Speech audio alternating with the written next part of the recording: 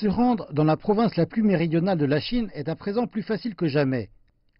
À partir du 1er mai, les touristes individuels de 59 pays pourront bénéficier d'un séjour de 30 jours sans visa pour visiter cette île tropicale.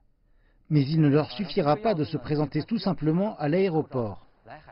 Les touristes doivent soumettre leurs informations de déclaration via une agence de voyage locale de Hainan 24 heures avant leur voyage. Et s'ils veulent quitter Hainan pour se rendre dans d'autres endroits en Chine, ils devront demander un nouveau visa.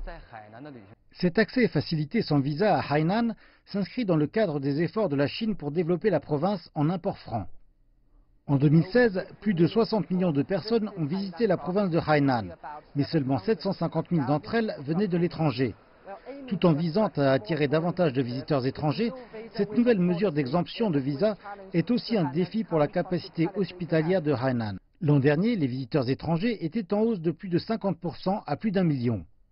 L'aéroport international de Haikou Meilan est le plus grand aéroport international sur l'île.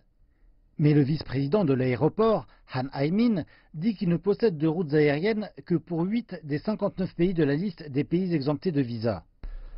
Nous avons juste ouvert 2 nouvelles routes aériennes, l'une vers Moscou et l'autre vers Surabaya en Indonésie.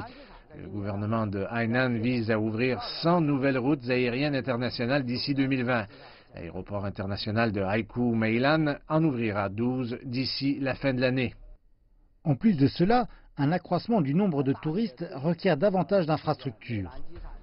De même, pour accueillir davantage de passagers, nous construisons un nouveau terminal de 300 000 mètres carrés avec une nouvelle piste qui pourra accueillir les plus gros avions de passagers du monde.